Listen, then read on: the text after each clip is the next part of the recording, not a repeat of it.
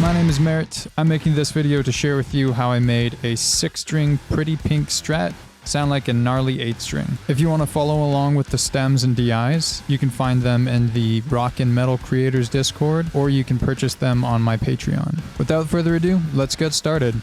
Alright, so I've got my drum set up as MIDI, and that's going through a bunch of stuff that I'm not going to get into. I've got my bass set up. It is also a DI going through a number of different plugins. And then I've got my guitar DIs. It's one left and one right. Since the meat of the idea is with the guitar DIs, I'm just going to start there. So looking at it first, I'll show you what the sound is with everything off. Almost sounds like a twangy cowboy sound. So the first thing I'm running it through is actually a precision drive. I'll show a quick video of that here. These are my normal settings that I use nowadays, but because the split coil is pretty bright, I actually have the attack on this setting. That makes it so when that actual pick attack hits, it doesn't get too ice picky. And then the next thing that I'm going to run it through is Pro Q. It's kind of hard to explain exactly how I set this up without going all the way to the end of the chain. So I'm just going to save that for now, but I'll show you it with it off as we move forward. So the first thing I'm going to do, I have Fortin Nameless. I think there's probably a couple other neural DSP plugins that have a transpose feature, but this is the one that I have, so this is what I'm using. The way I've got it set up right now is it's on automation, so it's not going to kick in until the intro starts a little bit. All right, this is what it sounds like transposed and dropped all the way.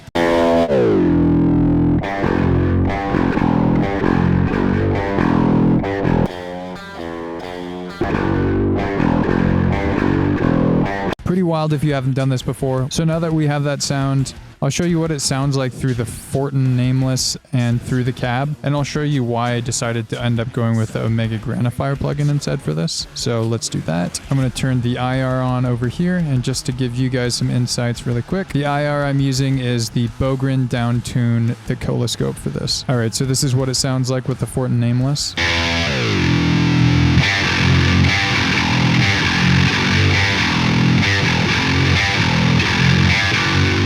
And if I take that off, I'll show you what the Granifier sounds like and then explain the difference.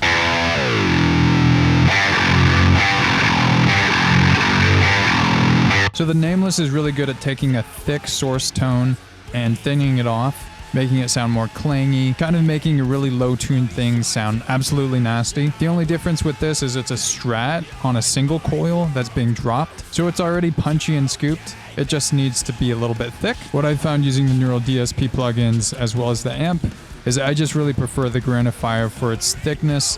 It's already got a nasty tone in itself. The mid-range is really solid, and looking at the actual plugin, you really don't have to change that much to make it sound awesome. So now that we've got the amp on, I'm just going to show you exactly how I came to this Pro Q. This is a pretty typical shape for me. I like to boost the low end to get a little bit more impact without it getting muddy. I like to scoop some of the mud in the mid-range. It really starts to build up the more harmonics and distortion you add to it. And then I also like to boost some of the upper mid-range. It usually helps the pick attack cut a little bit more. I'm going to show you guys basically how I would find the right balance for this. So what I'm actually going to do is set the gain at 0, and then I'm going to play it, and I'm going to increase it until it sounds annoying to my ears, and then I'm going to work it back just a little bit.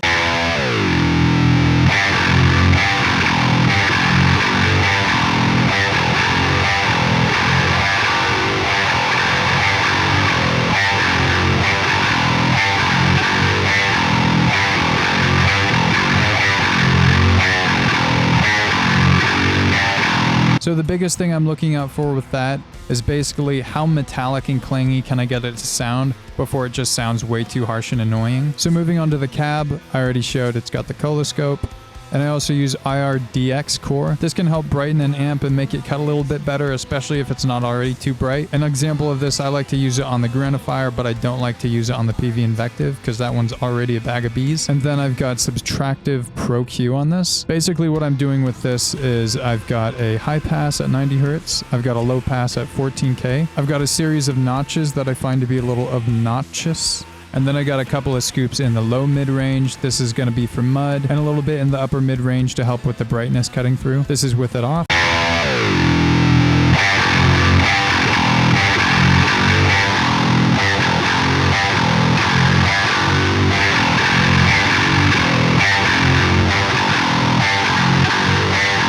You'll notice it gets darker and thicker. This doesn't necessarily help when it's on its own, but in a mix it starts to fit a little bit better. Now I'll show you what that sounds like A and B'd in a mix. Starting with it off.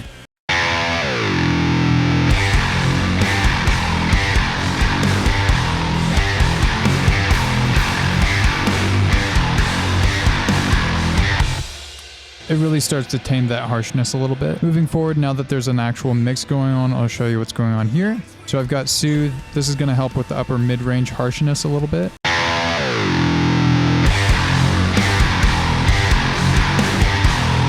I've got Pro C, which is going to duck it on every kick hit. I usually go for about 2 decibels per kick hit.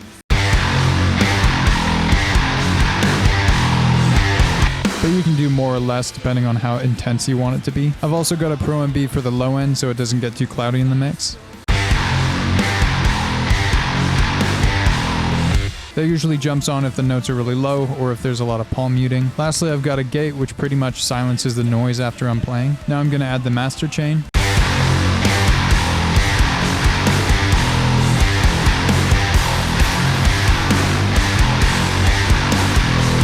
For fun, I'll show you what the transpose sounds like at normal versus the -12 semitones, which is an octave.